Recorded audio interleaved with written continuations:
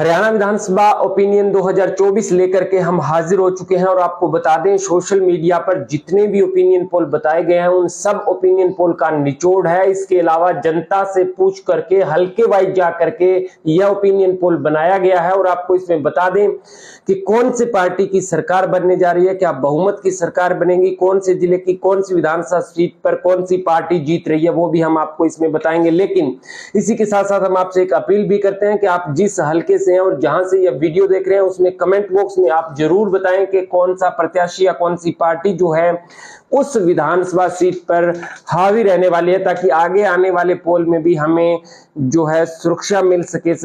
सिरसा की बात करें 5 विधानसभा सीट है, 2 पर कांग्रेस पार्टी जीत रही है, 2 पर इनेलो जीत रही है, यहां पर 1 पर अदर जीत रही है। जजपा और भाजपा का खाता यहां पर खुलता हुआ फिलहाल दिखाई नहीं दे रहा है।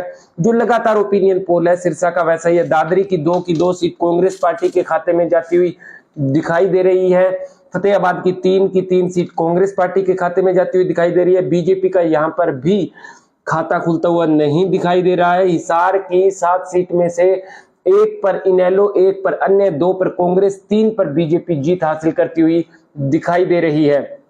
यानी कि हिसार की जींद की 5 करें तो 5 में से 4 सीट कांग्रेस पार्टी जीत रही है, 1 पर अदर में जेजेपी आ सकती है क्योंकि दुष्यंत चौटाला उचाना से चुनाव लड़ रहे हैं। तो जींद के आसपास का इलाका कहीं ना कहीं एक आधी सीट जो है वो जजपा को दे सकता है। भिवानी की 4 सीटों में से 2 पर कांग्रेस जीत रही है, 1 पर बीजेपी और 1 पर अदर जीत रहा है। अदर में आम आदमी पार्टी है, जेजेपी है, निर्दलीय प्रत्याशी है, वो हम आपको बता रहे हैं। तो भिवानी की 4 सीट में से फरीदाबाद की 6 सीट 4 पर भाजपा जीत रही है, 2 पर कांग्रेस जीत रही है। अब तक 32 विधानसभा सीटों में से 17 पर कांग्रेस, 8 पर बीजेपी, 3 पर इनेलो, 4 पर अन्य जीत हासिल कर पा रहे हैं। फरीदाबाद के यदि बाद हम बात करें हरियाणा विधानसभा की तो पलवल की तीनों सीट कांग्रेस पार्टी जीतती हुई दिखाई दे रही है। यहाँ पर भाजपा, इनेलो, जजपा, आम आदमी पार्टी का खाता खुलता हुआ दिखाई नहीं दे रहा है। पलवल की मेवात की बात करें, मेवात की तीनों सीट पर कांग्रेस पार्टी जीत हासिल करती हुई दिखाई दे रही है। 1 सीट पर इनेलो जरूर यहाँ पर टक्कर में है, लेकिन वहां पर कुछ भी हो सकता है। इसके अलावा कांग्रेस पार्टी के खाते में 3 सीट मेवात की भी जाती हुई दिखाई दे रही है। फिलहाल मेवात में कांग्रेस पार्टी के पास 80 खासी फिलहाल भी बढ़त है। विधायक वहां के मेवात के कांग्रेस के पास फिलहाल बने हुए हैं। तो मेवात के बाद यदि हम बात करें अगली सीट की, गुरुग्राम की 4 की 4 सीटें कांग्रेस पार्टी के खाते में जाती हुई दिखाई दे रही है। यहाँ भाजपा, जजपा, इनेलो, आम आदमी पार्टी अन्य का खाता खुलता हुआ दिखाई नहीं दे रहा है। लोकल चुनाव में जरूर आम आदमी पार्टी ने यहाँ कुछ एहसास और उम्मीद जताई थी। रेवाड़ी की 3 सीट 2 पर बीजेपी, 1 पर कांग्रेस पार्टी जीत हासिल करती हुई दिखाई दे रही है। रेवाड़ी की 3 विधानसभा सीटों पर 45 में से 28 पर कांग्रेस, 10 पर बीजेपी, 3 पर इनेलो, 4 पर अन्य। महेंद्रगढ़ की 4 सीटें 1 पर कांग्रेस, 3 पर बीजेपी जीतती हुई दिखाई दे रही है। यहाँ पर कांग्रेस 1 उनको सीट मिल रही है, बीजेपी को 3 सीट मिल रही है।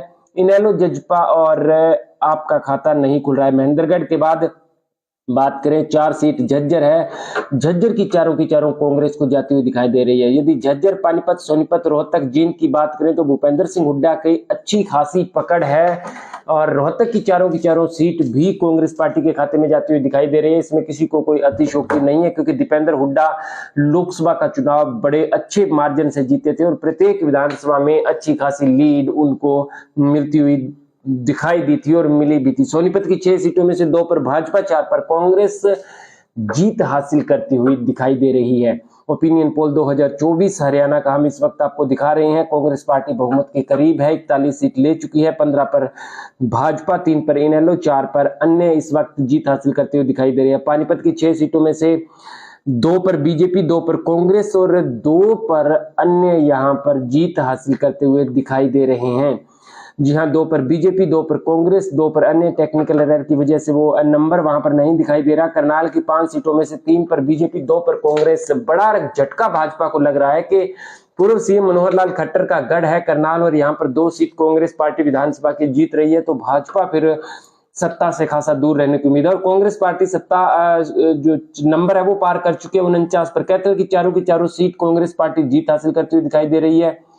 76 में से 20 पर बीजेपी, 49 पर कांग्रेस, 46 का बहुमत का आंकड़ा पार कर चुकी है। 3 पर इनेलो, अदर 4 पर कैथल की चारों विधानसभा सीट कांग्रेस पार्टी के खाते में जाती हुई दिखाई दे रही है। रणदीप सिंह सुरजेवाला वहां से आते हैं और अच्छे खासे नेता शायद मिल करके चुनाव लड़ने को कहा है कांग्रेस हाईकमान ने। कुरुक्षेत्र की 4 सीटों में से 1 पर अन्य, 3 पर कांग्रेस पार्टी के खाते में जाते हुए दिखाई दे रही है। यहां भी जो एक अन्य जाती हुई दिखाई दे रही है, इनेलो जो है वहां पर फाइट में है और वो इनेलो को भी जा सकती है, लेकिन कांग्रेस फिलहाल कुरुक्षेत्र की 4 सीटों में से 3 सीट लेकर के 52 का स्कोर पार कर चुकी है। पंचकुला की 2 सीट, एक भाजपा एक कांग्रेस, 82 विधानसभा सीटों में से 21 पर बीजेपी, कांग्रेस 53 पर, 3 पर इनेलो और 5 पर अन्य जीत हासिल करते हुए दिखाई दे रहे हैं, जिसमें अन्य में जजपा भी है, आम आदमी पार्टी भी है, निर्दलीय भी है।